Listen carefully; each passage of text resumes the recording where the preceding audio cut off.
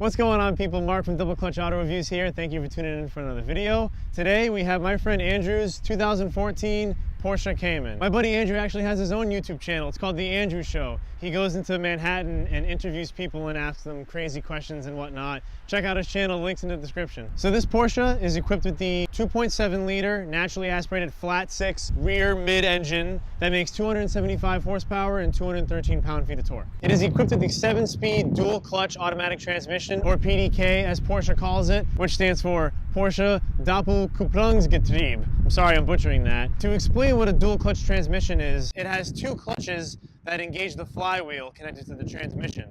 And what it does is it allows for a much more fluid, smooth motion and also allows for much faster shifts when you're driving it aggressively. I want to start with the exterior of this car. I actually love the way it looks. I love the gunmetal gray. It has a nice stance to it. It also has the electronic operating spoiler. Porsche overall has a lot of good-looking cars. I feel like their exterior design styling is overall very nice. Porsche has kept their design relatively similar for many, many decades. Kind of a timeless styling, if you will. I think that what draws a lot of people to it. It has that classic look, but also with modern characteristics. Moving on to the interior, it's very snug in here, yet it's overall pretty comfortable. It's got a bumpy ride, it's low. You're getting into an entry-level sports car, so you kind of expect that with the ride quality. It's a two-seater.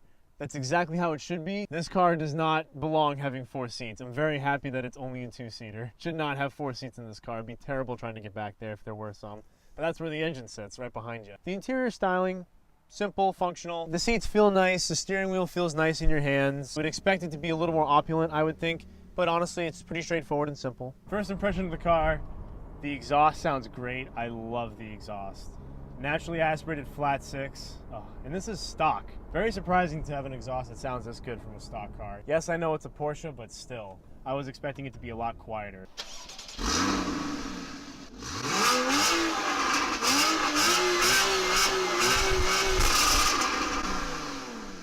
not sport mode, by the way. Oh, it's not? Okay. Let's put it in sport mode then. The interior is relatively comfortable. I feel like I could spend, a decent amount of time in here. Probably not all day because the ride is pretty rough. So one thing that kind of bugs me is the way that these paddle shifters are set up on the steering wheel. You can press them both forwards and backwards. So for instance, you can push them away from you and pull them to you.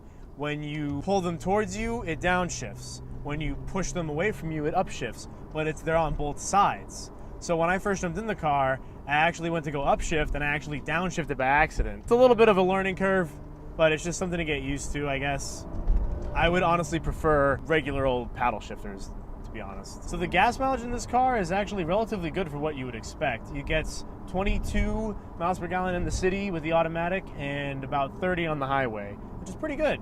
And it seems that all the trim levels of this car get relatively around the same gas mileage. The Cayman S might get a little bit worse, but overall it's around the same. So this car is owned by my buddy Andrew. I've known him for about 15 years. We went to high school together and elementary school for that matter. He loves the car. It's his daily driver. It's fast, it's fun, it's agile. For him, it works as a daily driver. He doesn't have a family, so he doesn't really need much more than that. It's funny, this car has a frunk and a trunk. It has 2 trunks. The front trunk actually has the most space. You could fit a large suitcase in it if you wanted to. So the key for this car is actually a little Porsche in its little plastic form. I think that's very cute. And the ignition's on the left. Little quirk of the Porsche. It's very fun to throw around. Whoop. See, I just did it again. I downshifted by accident when I wanted to upshift. You gotta get used to that. That weird paddle shifter setup that this car has. You get past these cars. Oh, the shifts are lightning fast. Lightning fast. It's amazing. That dual clutch, oh.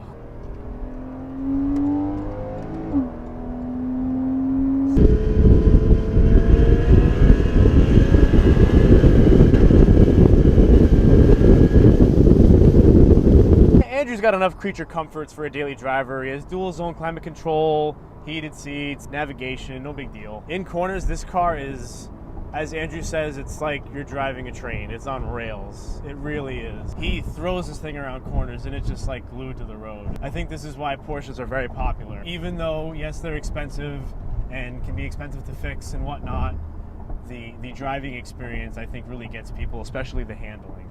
It really is something else. It's unlike anything I've driven yet in my life. For an entry-level sports car, this handling truly is top of the line in its class. A lot of reviews have talked about how this car has been raved and raved about, almost that it's the perfect Porsche. And it's funny that Porsche doesn't want to make it so great that it actually outdoes their flagship 911. And I think that's why they didn't put the very high horsepower engine in this car, personally.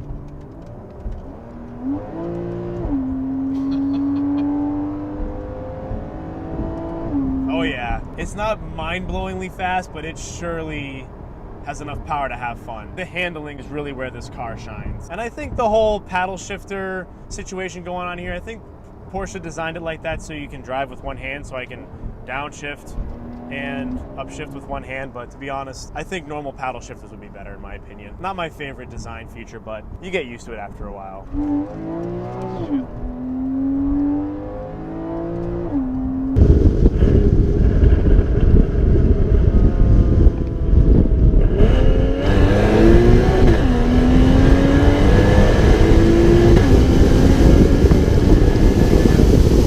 It's got good low-end torque.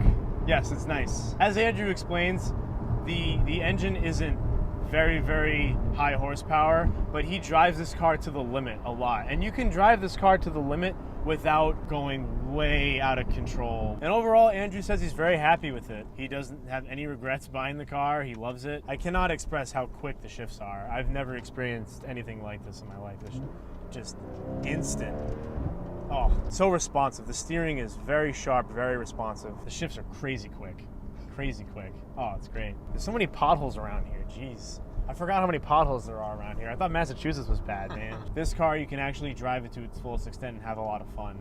A lot of people say driving a slower car fast is more fun than driving a faster car slow because you can't unleash all the power on the street safely. This car does a very good job of having that balance, especially with the handling and the braking. The ride is definitely harsh, but it's not absolutely punishing. I apologize for the dark shots. It's late at night. Only time we can get it done. Andrew. It looks so weird. I look like a freak. Well, that's not because it's dark.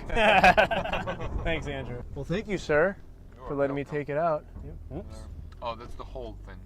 Oh, that's nice. Yeah. That is very nice. It holds the brakes for you. Yeah, Oh, put the parking brake on. Yeah. There we go. All right, guys. Well, thank you so much for tuning in. It was a lot of fun to drive this car. Thank you, Andrew, for allowing me to. And I'll catch you guys in the next one. Peace.